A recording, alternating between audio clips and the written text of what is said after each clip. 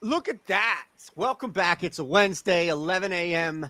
Eastern time, wherever you are, wherever you may be around the planet. That's not Eli. We upgraded. Don't tell him I said that. Finesse the Books is in the house. FTB is in the house. He already has a shout for you because of a UFC fight that I'm sure you guys are both on here. I'm at Shander Betts. You are at Finesse the Books. This is the Gold Boys meets Odd Shopper. Odd Shopper meets Gold Boys. Jimmy James Straight is in the house, however he's referred to as our producer. My man, what's up, brother? Now, much appreciate you having me. Like you said, kind of took Eli's spot a little bit just for today, but a little less mustache, a You little never less know. handsome. You know what I'm saying? But we here, so I appreciate you having me. And yeah, electric weekend, electric Super Bowl. Got stuff to look back on, look forward to. So I'm happy to be here. Let's chop it up. I always love this, right? When you have somebody tell a story like where Buddy Hield was when he found out he was traded, or we had a guy who was drafted by the Eagles like 15 years ago who was a third or fourth rounder and didn't even know he was going to get drafted. So he was in his bed and told us on the radio, man, I was just in bed trying to sleep. Where were you when you got the call, Finesse the Books? Oh yeah, I was in bed too. Yeah, I was in bed. You know what I'm saying? They needed a sub come off the bench. So, I'm always here for my man E. So happy to be here. Oh, man. We'll tell everybody how you can find FTB, Finesse the Books, of course, on the Gold Boys channel, goldboys.com, oddshopper.com. We do a lot. I try to get this going with Eli, but he's all over the place, as you may realize, right? And he's got different things. He's working on his bot now. So who knows? You and I have to talk about, let's recap the Super Bowl in a minute and anything good or bad that really stuck out. You actually have a theory on Wednesday NBA that we have to explore. And we cannot leave anybody here in this community who's thumbs up, subscribe to both channels without your thoughts on this weekend with the UFC. Maybe that's your answer, but right now, Finesse, there's no wrong answer. I don't care if it's Russian ping pong. There is no wrong answer. What is your favorite bet that you have active on any slip on any book right now? Probably for UFC. Probably for UFC. Let's do it. Let's do it. Yeah, What is it? I like Amanda Lemos. She's fighting Mackenzie Dern this Saturday. Huge UFC card, UFC 298. Pretty binary fight. Amanda obviously wants to crack. Very devastating power. Maybe one of the hardest punchers in all of women's MMA. On the other side, obviously Mackenzie Dern, world class jiu-jitsu practitioner. So she's gonna want to get on the ground. Take your arm home with her. But yeah, Mackenzie looked, probably career worst in her last performance against Jessica Andrade in a spot that I backed her in. So, a little bit extra salty on Mackenzie Dern. But yeah, Lemos is coming off, challenging for the title, losing. She got the brakes beaten off of her, but still survived. Still had some moments in that fight. I think she's a better mixed martial artist than Mackenzie Dern. I think she touches her up on the feet. Mackenzie Dern has zero hands offensively and defensively. So Lemos has showed just from either pure strength or movement to be able to, stuff takedowns, keep it on the feet. Mackenzie Dern's offensive wrestling is terrible. So she might want to get it to the floor, but if you don't know how to get it to the floor, it's not going to get to the floor. So I think we see enough stand up, enough striking for Lemos to eventually find a button. So I'm going to look at some props too. Amanda Lemos inside the distance, but at minus 135 on the money line, I like Lemos. I think she wins. I think she finishes this fight and moves on. So a little look for Saturday night. Look at that. And now we'll come back a little deeper. In fact, I have a name that Eli asked me to throw out to you and see if y'all are on the same side. And if you are, then that's just like, okay, forming here and everybody has to tail. So that's Finesse's number one play right now on the books. You are not, and this will get us into, right? So a little transition action. This will get us into the reason why you don't bet, you're not betting at least Wednesday night in the NBA. I am betting Wednesday night in the NBA, Finesse. And I know we've got a happy Valentine's Day out there to all who celebrate. You always love that when it's like, Merry Christmas, Happy Kwanzaa, Happy Hanukkah. To those if you who celebrate, if you right? celebrate, you got to celebrate. Don't we have to add that for Valentine's Day? Though there are a lot of single folks out here, Finesse, that get upset if you wish them Happy Valentine's Day. Yeah. Now there's too much going on in the world, so you gotta cater to everybody. If you celebrate, you know what I'm saying. Nobody's trying to get canceled, but yes, Happy Valentine's Day, all the lovers out there. My wife gets home in a couple hours, so take her out, do a little dance and stuff like that. It should be fun. Is that why you're not betting in the? Let me give him my play first, and then we have to explore that. The Let's number do one it. play I have in my book right now, and I'm going 1.5 on it tonight, and I'm gonna just Ooh. take the 3.5 for the New York Knicks on the road. I understand that people may want to see what's going on with Dante DiVincenzo. I know right now, at the very least, that he's still got riding that Q tag. But look, man, this is a squad also that when you look at just the matchup and coming back into this game, the Knicks this is insane. They're 55-1 against the spread over the last 56 road wins, including 41-0 against the spread, last 41, 18-0 against the spread as a favorite. So God you damn. looked at what they may not win every game on the road, but this is one of the most under-discussed storylines. And part of me, if y'all are talking about it, and I'm just, in the clouds here, as far as the Knicks covering, especially on the road, in this series, they've lost twice, double season revenge now, meaning that they've already lost the last two to Orlando. The fact that the Magic are home means absolutely nothing to me. I'm taking the Knicks with the points tonight, 3.5. Yeah, I like it. Magic second another back to back. Nationally televised game for the Magic last night too. That was the first time in what seemed like almost a decade that they've been on TV. So kind of emotional high against a team that they're coming off their own revenge spot, right? A team that already beat them. That's an emotional game for them to get up for. So fought hard but lost that game. Now second another back to back against a Knicks team that's always going to fight for your money. So I like that. Getting points, like you said, if they're winning on the road, they're covering. So yeah, I like it. Yeah, that game against OKC that you're referencing. And look, this is also the last game on a 4-game homestand. So you're about to hit the road. You're heading on to Cleveland. Not to say that they overlook. It's just the nature of the body of it. So it's not Valentine's Day. It's not because you have to go do something serious. There's a reason why you're not. Is this every Wednesday night or just Wednesday night that happened to fall on Valentine's Day? No, it's mostly every Wednesday. I mean, you building up all this anticipation. The answer is very boring. It's twofold. Wednesdays in the NBA are usually very, very packed, maybe 13, 14 games, just like the night. I don't love that. So I try to take Wednesdays and just cap UFC. UFC is a very time consuming sport to cap, watching all this film, watching all this tape. So yeah, I like to take my Wednesdays, do all the UFC work I can, and kind of get locked in for that coming Saturday. So UFC is going for like 13 straight Saturdays. So we got to be locked in, take our time and yeah, get right. So I feel like you and I are on a similar page with Wednesdays because this is the big golf. Now, some of it is Tuesday because lines move and you want to get ahead of it, similar to looking at any fight on Saturday. Maybe Thursday things start to really steam, unless you're sharp like you guys are looking at it ahead of time. But I feel like there's a lot to that. Like I may play the Knicks and maybe a couple of player props. I probably will play a couple of player props off Odd Shopper, right? Because the beauty of that, and this isn't even a sell or anything along the lines, it's just the reality is I don't have to think about that shit. Like I can just go to our site and say, all right, here we go. I got EV plays, whatever it may be. Okay, I don't have to worry. The work has been done for me. But I think that feeds into it where I'm putting work into golf, a lot of work into golf for this week. You're putting work into UFC, MMA this weekend. And Wednesday seems to be the day that suffers in the NBA. But then again, all right, it's a bigger slate as you reference. It's not like the Tuesday, Thursday. We got the TNT double headers and a lot of focus on that, a lot more demand, if you will. So I feel like Wednesday's a little easier day to kind of slide under the radar and pass off the NBA. I feel a little validated by me kind of neglecting the NBA to that extent because you're doing it too. Yeah, NBA season is a long grind, right? So there's nothing wrong with taking, some time off. Luckily, I think this break is coming at the perfect time for me. NBA has been a roller coaster, so it's mentally grinding, you know what I'm saying? So that mental game is just as important as anything else, in terms of winning best consistently. So yeah, give yourself time. If you need to take a day off, take a day off, Valentine's Day, eat some chocolate, have a good night, You don't gotta mess with NBA every day. Not at all. Not at all. Now you are in the ATL, correct? I'm in Yes, sir. Pennsylvania. Okay. Because I'm looking here and Ridge Thompson was asking us on the chat. And again, the chat's wide open, so you can hit us up. Any questions you have.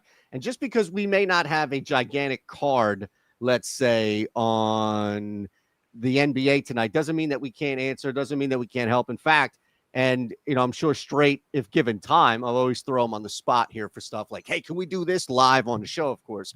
But if we were to look up, let's say, Paul George on OddsShopper, and I know our friend Ridge is big on the over, or at least asking on the over 34.5. You can get some value here, even money going under.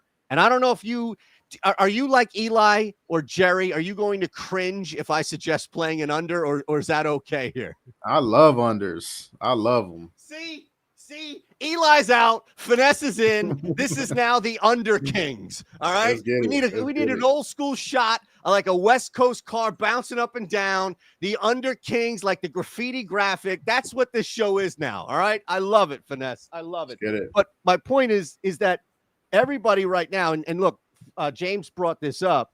Paul George under 34.5 is even money. Everywhere else, you're laying juice. You're paying a price for that. BetMGM is minus 115. So there could be rationale and reason why he clears this, and hell, maybe he does. But at the very least, there's a slight edge, Ridge, if you wanted to go under for even money at DK. That's all. Yeah, I mean, PG is in a weird spot. This number stinks. Last 10 games, he's only over this number one time. He's averaging 25.5 PRA in that span. So now it's 34.5. So that, the books obviously are trying to tell you something. I just can't trust PG right now. I can't do it. So if he comes out and absolutely hoops, congratulations. Hopefully you cash your bet. Not a man that I can trust right now. The efficiency's been all over the place. Even the volume has been all over the place, which for as long as, I can remember, that hasn't really been an issue with PG. You can slot him in for 18, 20 shots. Even that's not the case right now. So I got to see some more consistency. I think this is that last game before the All-Star break. So it can just be weird. He got to show me. So maybe I'll get back to the PG train after the All-Star break, but not right now for me. All right. I love it. Anything else we got? By all means, y'all, let us have it.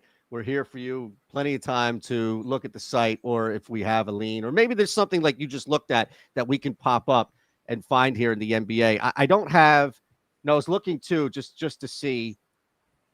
I'm on the Knicks, but I think these can absolutely correlate here. One of the best plays we have is actually Jalen Brunson under 6.5 assists at plus 102. Again, the difference at Sugar House is you're getting plus money versus every single other book you're laying juice, meaning you are paying a price for that ticket right there. So I know Amen cashed a lot of people some money the other night there. A lot of people had him going overs, but Brunson under 6.5 assists and Thompson, Amen, under 4.5 assists. I know you're not betting, and I know I'm putting you on the spot here, but do either of those sound appealing? At the very least, that you're getting a plus EV bet, Finesse, even though we're going under on these.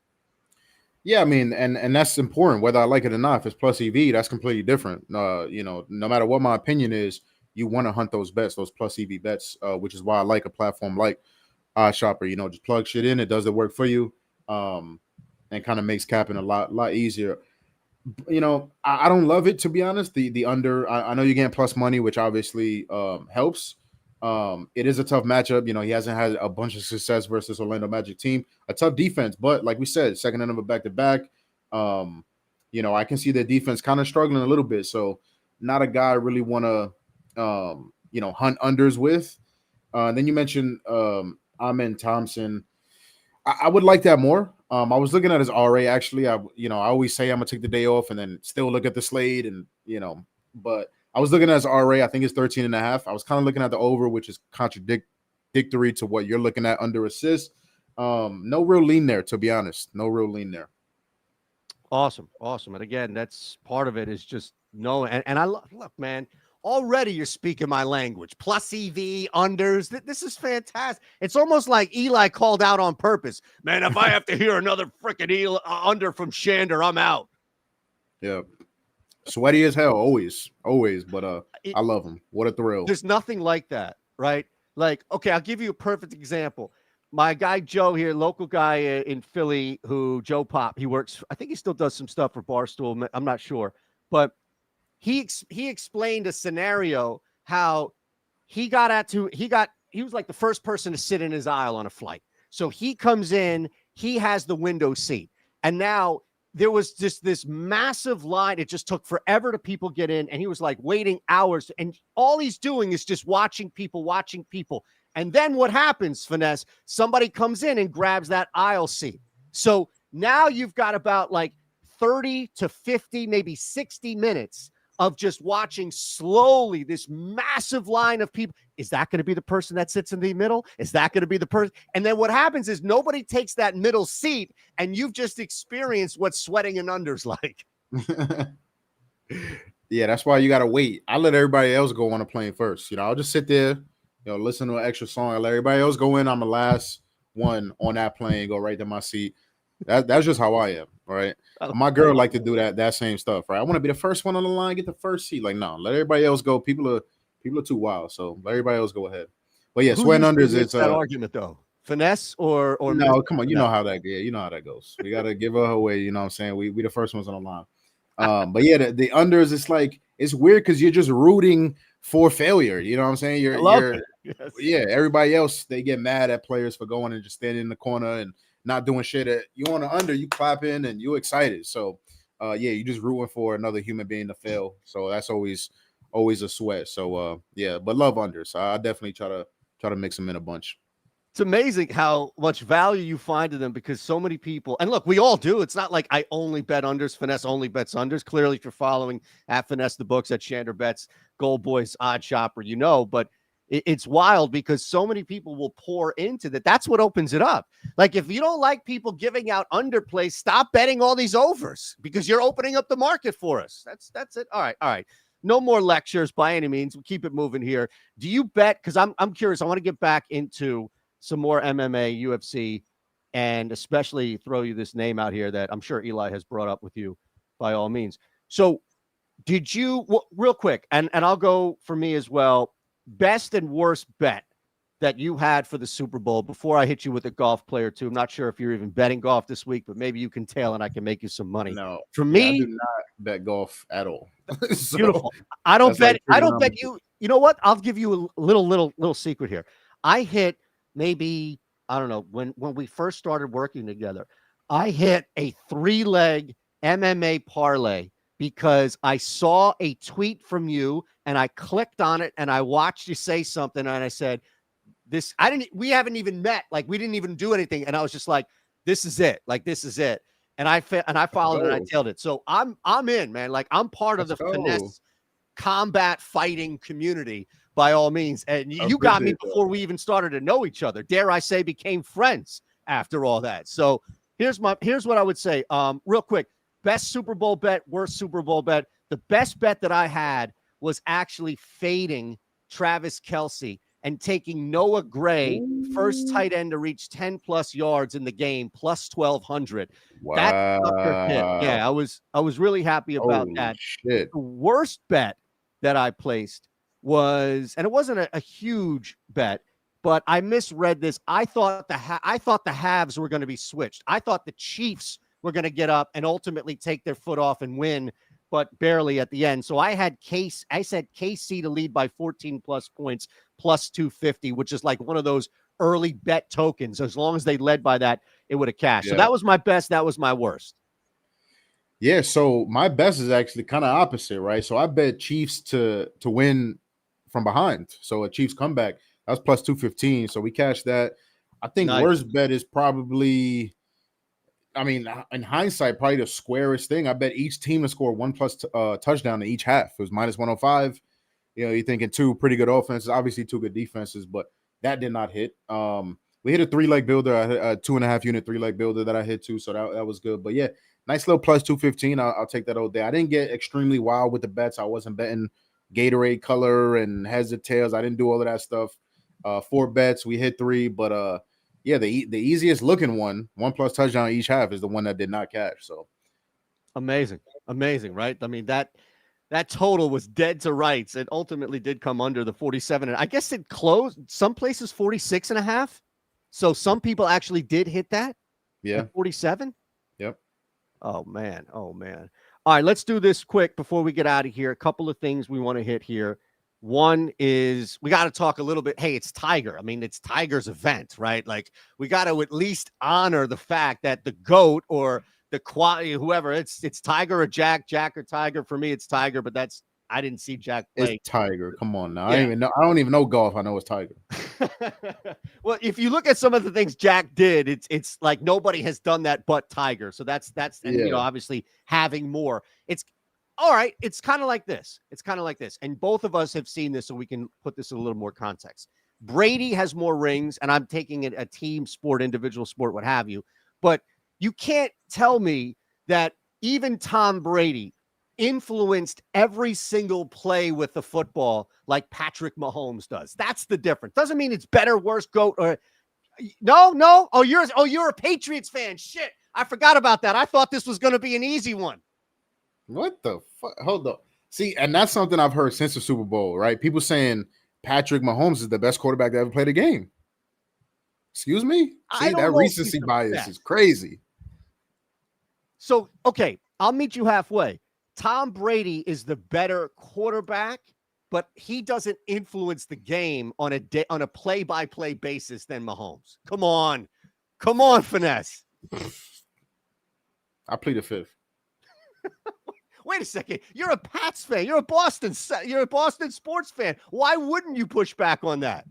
No, yeah, that's what I want to do. You know what I'm saying? But you seem steadfast in that opinion. And yeah, Brady is the best player that has ever laced up a pair of cleats ever in the history of the earth, ever. So for me to say that and not say he has more of an impact, every play, I just think like Mahomes is more talented, right? Mahomes is more gifted, I believe, more athletic, better when, improvising, I would say. But Tom was just so smart, so, accurate, such a good decision maker, so consistent, you know what I'm saying? And Patrick Mahomes putting up that dynasty. So if he keeps going and keeps doing what he's doing now, it's a different story. But yeah, I think Brady's the best ever at anything quarterback related, anything ever.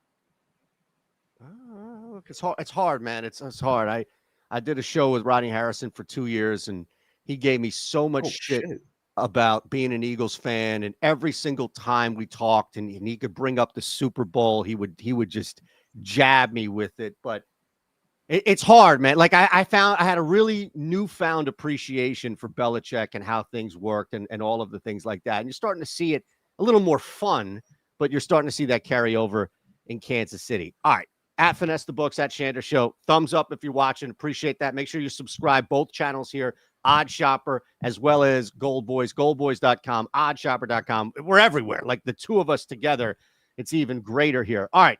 So let's talk Tiger. Let's talk UFC. We'll get out of here. All right. Is that fair? I know you're drinking. I hate you when you were drinking. Let's do it. So I've got two plays that I think are worthy of discussion here in the golf world.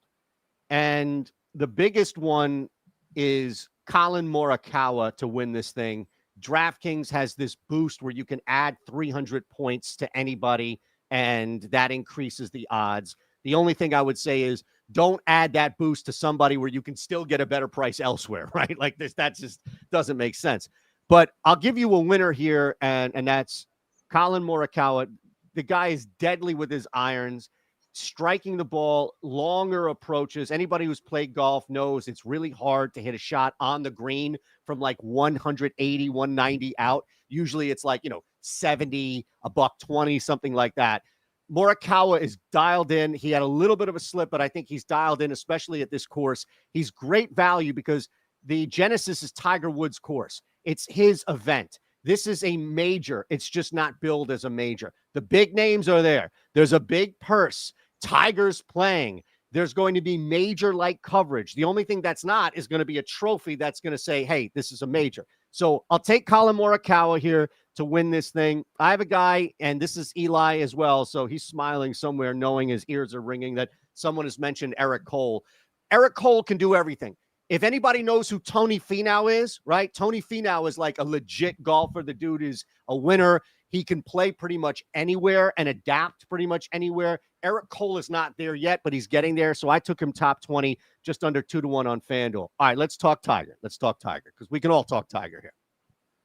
Did you watch last year at all? Just a little glimpse of Tiger last year at all? Zero. Okay. Not even Tiger brought you to the golf game, Finesse. Nah, nope. Okay. Here's the deal. 7 months off of doing not much. And then he showed up and played golf. And again, at a really tough course against a really tough crew, and he still finished tied for fourth in strokes gained just off the tee, meaning like, or approach shots as well. Here's the bottom line. I'm not going to bog you down with Tiger analysis or even this course analysis. The bottom line is if you're going to play Tiger, you have to play him in the first round before he loses steam. He still has these amazing hands. He can still get on the green from 140, 150, 160 out. And it's like, it's like watching Tim Legler, right? Like Tim Legler right now, if you put him on the basketball court, that dude's going to be unconscious. If you just say, here's a rack and you take threes, he's going to be unconscious. Like you don't lose that. So Woods doesn't lose the distance off the tee. Tied for 10, top 10, pardon me, after round one is 5-1 on MGM. Top 20 after round one on Bet Parks is boosted to 5-1. Those are my two Tiger plays. I'm taking him to finish in the 20 or 10s in the first round before he loses steam. That's a lot. I'm sorry. I appreciate you all hanging with me, but I had to get it out. Oh yeah, I understood nothing you just fucking said except 5-1, and so I'm with it. I'm down. This is what's going to happen as you start to lay out some UFC stuff. I don't even know if I'm pronouncing this person. I don't even know if it's a man or woman who's fighting. To be honest with you. Eli said Volk, M money line. See what you think. Now, is Volk? Who is Volk? Yeah, so Volk is a male, right? I don't want to get canceled, but I believe he's a male. I believe he's a male. Okay. And he's arguably one of the best featherweights to ever grace the octagon. I saw him tweet about Volk earlier today, and I agree. I'm seeing a lot of Topuria love, and I think this is a classic. Y'all must have forgot moments. Overreaction and recency bias in MMA is probably the worst. At the highest level of any other sport. People, the bookmakers overreact constantly, and I think that's exactly what we're getting here. Volk coming off the knockout loss. I think this is a level spot. I really do. I think Volk has some key advantages. I think he's going to be faster. I think Topuria is very hittable, although very accurate and a very, very good boxer. He's kind of heavy on his feet, and once he's kind of done with the combo, he's kind of just there. It takes him a say he's not darting in and out of range. So I think Volk can take advantage of that. I think he can. I think the kicking game for Volk is going to be devastating. Ilya throws no kicks. Volk throws a bunch of kicks. We might even see Volk try to offensively wrestle. I wouldn't be shocked if we see that. So, everybody loves Ilya coming off that Josh Emmett fight. Josh Emmett, a perennial top 10 guy. Josh Emmett is a very different fighter, a much, much lower level fighter than Volk. No threat of the takedown from Josh Emmett. All you got to worry about is the power and the overhand. So that leaves a perfect kind of path for a savage like Topuria to do what he did, which was beat the brakes off him for 5 rounds. But much, much different spot. Nobody I trust at pick 'em odds. Very few people I trust more than Volk. So even if Topuria does get it done and it's that passing of the torch moment, I'm fully okay with having my money on Volk. My money will be on Volk at pick 'em to win this fight. So whether it's by decision, by finish, I think he has multiple pass. And y'all must have forgot. So and still, and we'll be talking about a whole different thing after Saturday. What's next for Volk? Is he gonna go up again? It's gonna be a much different story. Not he's too old, he's washed, like a lot of people are saying this week. Love it, man. So Volk money line, or is there like an Volk ITD or anything like that? And are you shocked that I even know what ITD is? Yeah, I know the people like the plus money and stuff like that. It can just happen so many ways for me. Right. I think he can clearly win a decision. Maybe bet that. Maybe you'll get good odds on that. If you want to get spicy and do some ITD, I would take, rounds 3, 4, and 5. But I just like the money line. I like the money line. Only time we've seen him even close to this price was when he went up a weight against the best fighter on the planet right now, in my opinion, Islam Makhachev. He's like plus 200. But at the featherweight division, we've never seen odds like this. We might not ever see it again at the featherweight division. So yeah, Volk, I'm not gonna get too greedy. Minus 110, minus 115. Just take one of the best featherweight to ever do it to notch another defense. How you have 1 or 2 more solid plays? Yeah, I gave out Lemos because that's one of the closer line fights that I like. These are kind of juice, but Danny Barlow, he's third fight of the night. Left hand of God is his nickname. Left hand of God, that's his nickname, and that's the most accurate nickname ever. He is gonna implant his left hand into Josh Quinlan's jaw, and it's gonna be night. So I think that happens in the first and second round. His money line, Danny Barlow's money line is like minus 185. I'm gonna play that. In MMA, you just kind of got to eat the juice sometimes, and I'm gonna play ITD. I think he knocks Quinlan's face off of his face. What else we got? Volk. I'm gonna be on Marab too. Marab Valishvili. Yeah, try that one out. Try to say that 4 times straight. Marab Valishvili. I'm gonna take him money line. Spell that. Yeah, it's crazy. A whole bunch of V's and vowels, and it's crazy. He's from Georgia, but not the here Georgia, the over there Georgia. But he's also juiced too. Parlay him with something if you like. Take the money line. I think he wins a decision. I don't think this fight ends within the distance. So take Marab by decision for some better juice when it comes out. But yeah, there you go. Volk, Marab, left-handed guy, Danny Barlow, and what else did I? And Amanda Lemos. That's like 4 looks right there for you guys. That's probably gonna be a majority of my action. Beautiful. So don't like all favorites, but yeah. I really like those spots. At Finesse the Books, at Shander Bets, straight producing. Tell the world, Finesse. Goldboys.com, and anywhere else you are. This is, like we told Brad, this is your opportunity to brag, man. If you're doing something on TikTok that's just you, get it out. Yeah, I'm not a big brag. I'm not a big plugger. I'll just shout out the Go Boys YouTube network like you've done. We're doing straight, my man, on the ones and twos now. He's doing a lot of great work. The content creators there. Your content for everything. Football's over, but the grind don't stop. We're going to have NBA content, Subs and Dubs, my MMA podcast is going to be out Friday.